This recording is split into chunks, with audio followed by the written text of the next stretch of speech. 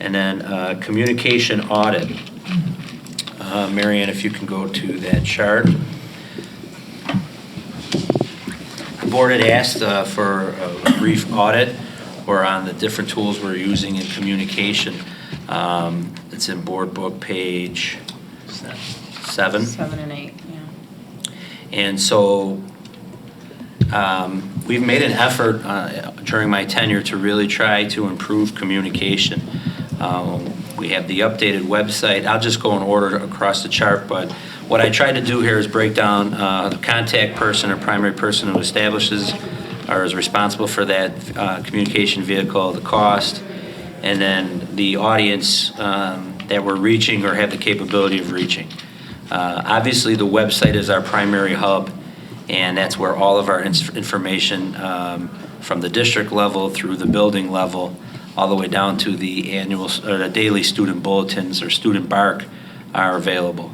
From an administrative standpoint, Dr. Freitas, Mr. Mannon, who's student activities and student affairs, Ms. Lindquist, curriculum and instruction, Ms. Augustine, student services, and Mr. Curtin, who handles athletics, all have a Twitter account. And what we have set up, if you look a little bit further down, you can see from a social media standpoint, Twitter, Facebook, and Instagram. And then we pay annually for this program called Zapier. And what that does is that takes all the posts that we put on either Twitter, Facebook, or Instagram, and it kind of combines them. So if you are a community member and only have access to our website, there's a place where you can link right on the home page and see all of our Twitter posts. If you only have Facebook, you can see all of our Twitter and Instagram posts because they go directly to our Facebook page as well. So there was some conversation that if somebody in the community doesn't have a certain social media platform, this helps provide like a connection to the other social media platforms and the information that's going out. And so the next thing is the newsletter. That's about $2,700 annually. We have roughly over 400, just under 500 people that are signed up for the newsletter outside of current families. So there is a capability to sign up for our newsletter. There's a link. You just click online. You provide your email address, and then the monthly newsletter is emailed out to those individuals as well as it goes to all the new current families and current staff members. RBTV, obviously this is a perk. It's an expensive perk, but we do have our own local cable channel where all of our board meetings and past board meetings are televised. We have athletic competitions, different events and activities from the school, telethon, etc., that are communicated throughout. So one thing that we possibly could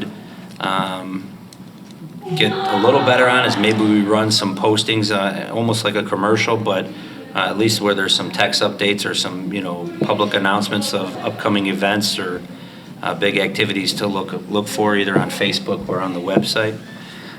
Student newspaper, obviously, this is also linked to our website, and they run their own website. So even though we only print 3 to 4 hard copies a year, there is some opportunity to have updated news on a regular basis from the Clarion's website.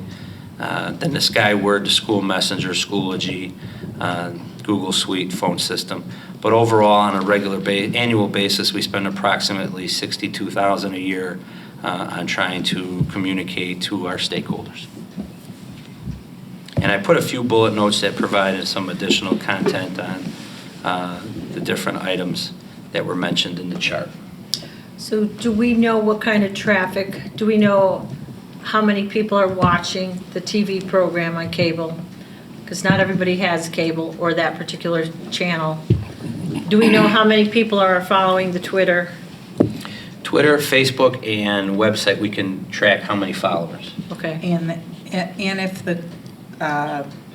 you can use Google Analytics to, I don't know if the IT department does, do you have Google Analytics hooked up to the website through Edleo? Yeah, so then you can tell who's entering, bouncing, all these, there's analytics 25 million ways, I should say. So the reason this kind of came about was there was some discussion on whether or not we need to do some type of hard copy mailing out to all the households and the attendance boundaries. And, I mean, obviously, there'll be a cost to that, a manpower impact to that. That's something that if the board wanted to do on a biannual basis, that's something we can't consider. But I think, over my time here, there was a big push of trying to get more real time. Like even with the newspaper now, the Sun-Times is like $1.50, but you can get it for a lot cheaper on your iPad or your phone. I mean, print media is somewhat becoming extinct. So, I mean, if that's something we want to go back to, it may be something we need to consider. Or maybe we do once a year, kind of like a state of the district, and we just provide our fiscal year summary and upcoming maybe projects or improvements that people can be aware of to help if they're looking to sell their home or purchase a home. Maybe that's something we can consider doing, an annual report. I still think we need to get a piece of paper in each of the houses, because during the election, every single event, we had community members ask us questions about, so what kind of outreach programs are students doing? What kind of volunteer projects are students doing at RB? The students at RB are doing many volunteer programs, and that message does not always get out. We were told every single event, whether it was in Riverside or Brookfield, that we are not reaching all the houses.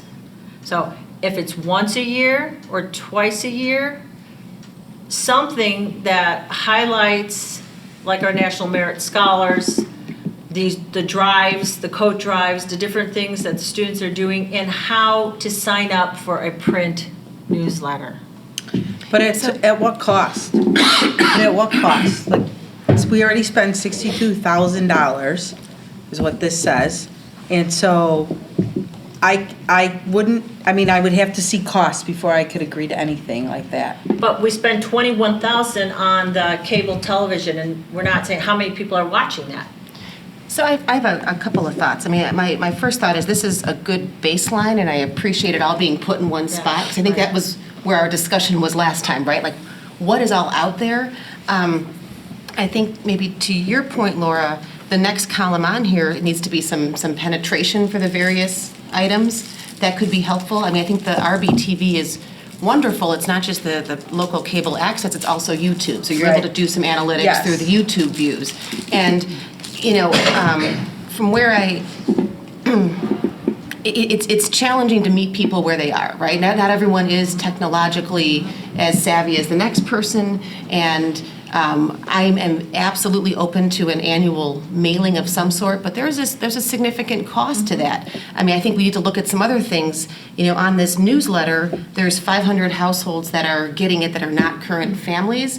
Well, what about everyone who graduated last year, right? Are we not keeping the same mailing list year over year? We're almost starting from scratch plus the opt-in. So I think maybe just some thoughtfulness from the administration on what we can do to tighten these up before we talk about expensing something else, I think is appropriate. Because I look at the Twitter feeds and what shows up on Facebook. I know we have this Zapier. It's Zapier. Zapier, okay.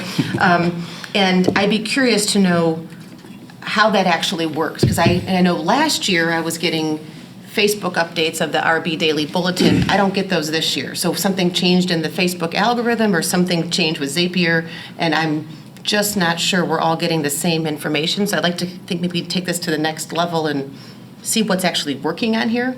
And so I think it's kind of a combination of what you both have said. I think it's a great start. There's a lot of options out there. There's a lot of access points. How people choose to take advantage of it is one thing, but we also do need to push our message to some extent as well. I completely agree with that. Yeah, I think we're just missing the stakeholder group that doesn't have children. And that stakeholder group is supporting the school. And if we're looking at the newsletter for everybody who graduated last year, they still had children in the district. But there are people who move into this district and don't have kids in this high school, or just don't have kids, or professionals, but yet their tax dollars are supporting this school. I don't disagree. I just don't think we're at a point to make a decision necessarily, but I agree that we're not capturing everyone with this outreach, but I'm not sure what the solution is either. So the RBTV, that's also a class, right? Correct. The 19 to 21,000, I believe, is just production cost. Yeah, that's not Related. Gary's salary, that's not. Correct. It's not Well, none of teaching these are going to be salary. salary. None of these are going to be staff Right. time. Right. So what's the annualized cost for the newsletter then? 2,700. But what is that, what does it represent? We use a program called Constant Contact, which is a mailing list. We have a independent person from WordStorm that we pay a small fee to help compile it, shorten it, proofread it, combine the pictures in and everything into the website. And so that is the cost associated with the newsletter. So, question is the people without the children that we're talking about, are they looking for the school paper? I mean, that has this information in it. Are they looking for the newsletter? Because though sometimes they mix, they're the same information, they're different, and that might be what they're looking for. I mean, I'd So rather there's- use what we have Well, there's a combination. At than one build time- something new, right? At one time, everybody got the Landmark or a newspaper, and there was a lot more events from the school in the newspaper. And pretty detailed coverage of the board meetings. And so the senior citizens on the block would come and talk to me about that. And they'd say, oh, I hear this is going on, or I hear that's going on. Well, very few people are getting the Landmark because that went online. I believe you can still get a print copy, you gotta pay. You gotta I pay, so get a they're print copy choosing every not week. to pay. Right. You know,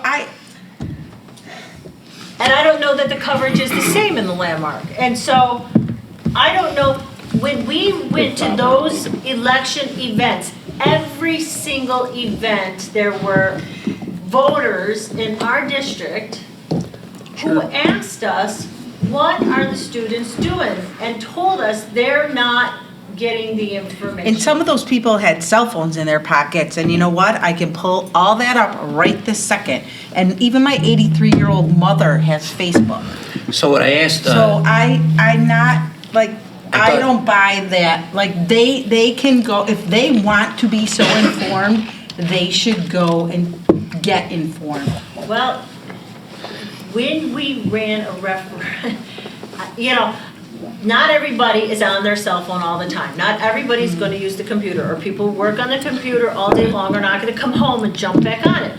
What I am trying to say, and people are telling us, is that we have to have an alternative method for them to find out what's going on, so that if we ever had to do a referendum or ever needed community support, they would know and be partners with us. I asked Dave briefly just to show us real quick. So Dave, if you start on the first tab, which is the website. Yes. And so obviously you have all the quick links with our academics. Don't move too fast, Dave. Quickly.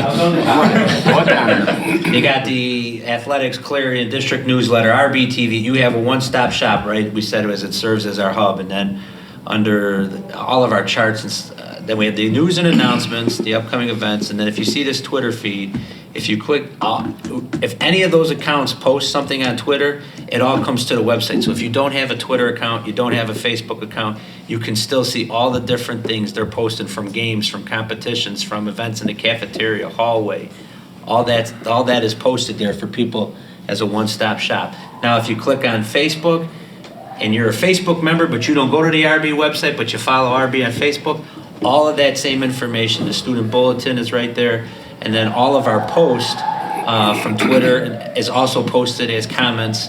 So again, so if you don't have Twitter, you don't have Instagram, but you have Facebook and you follow RB, all of that information is placed on Facebook. But it's still on a computer. So. Well, yeah, but I mean, Laura, it is 2019. I mean, There are if that was the people- case, the Tribune, Sun-Times, Wall Street Journal, they're all Democracy is a going. participation Yes. sport. You know, my father gets 3 newspapers. He reads them every day. He's not on the computer. But he No. reads 3 newspapers from cover to cover So, every day. So there's, so. And he's not alone. I get agree. what you're saying, and I don't disagree with it at all. I just think there's a cost to mailing the newspaper out to everybody in the neighborhood. I think that's probably something we need to evaluate, and do we want to spend the money that way?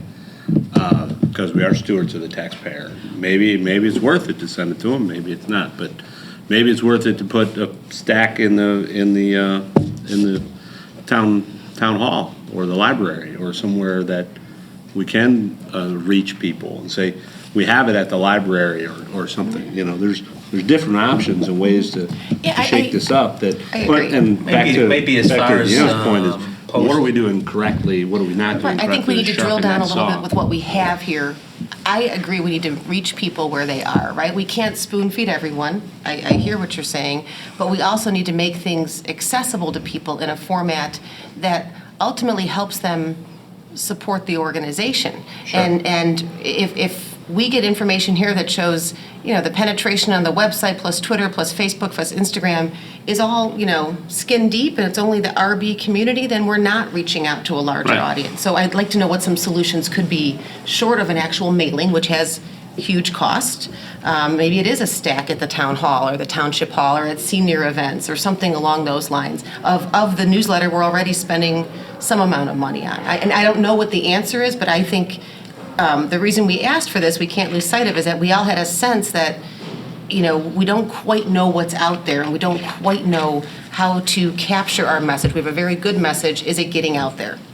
Yeah, we thought, we had a sense that you brought to our attention, I think we all got it from that election, that we're not doing it right. Right, and tell me So- I'm lying. so Every let's think single about how to do it event, better. we were called on it. Right, well, I think, it was the same a couple of years ago, that You didn't know, change. And we one, said, an well, easy, we're getting there. an easy fix that I could recommend is maybe we budget or we use out of our board account $1,000 roughly, and maybe on a quarterly basis between the Suburban Life and the Landmark, we purchase a decent size ad, encouraging people to either check us out on Facebook or log, the link to our website where they can log. If they're reading the hard copy, they can see like, hey, if you want to get the monthly newsletter, the instructions to go to the website and click on the newsletter. Here's our Twitter account, all the different things. Maybe if we put some advertisements in the hard newspapers over the next couple of months, encouraging people, we can see if our viewer or our following went up at all. Can you put together a cost analysis of what it would cost to send out, say, what would that be? 4-page, right, like, just like this, black and white, and then a like this color mailing to every house in the district. So the printing and the mailing costs. Yeah, and I think we're going to have to figure out how we're going to get those. I think there'll be some personnel costs that we have to figure into that as well. Okay? We don't have a communication person. We can estimate that though, and we can Yeah, get just a some general estimates. idea, I Okay. think. And then a couple different ideas. Well, what is the ads and the landmark cost?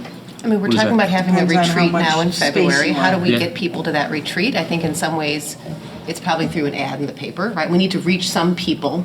Right. In the group that's not being reached by this currently. And then maybe that's a question we pose to that group is, what is a good way to communicate? Do we have a separate tab on on our website for community members and stakeholders? Dave, go to the where we can website. Provide just pertinent, oh, Yep. okay. The whole There's thing. alumni There's after a lot hours and there. emergency Okay. facilities rental part, yeah. So Bill also had an idea too that you shared and we might want to also investigate, partnering with some of the communities. They send out their newsletters. And if we were to say, what would it cost us to have a page in that? And maybe Sure. we can piggyback off of. Because the, Right. They're Small probably looking percentage. to They're looking to share offset some costs. costs and Yeah. we can pick up some and, sure. Who still sends out the hard letters? the library in Brookfield sends out a hard letter.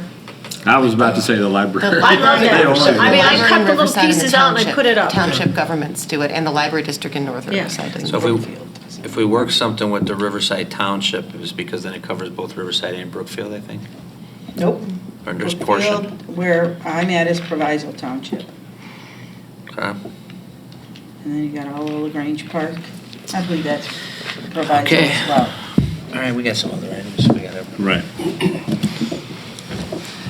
That was a nice discussion. That was good. I'll come back with some follow-up information in either November or December meeting.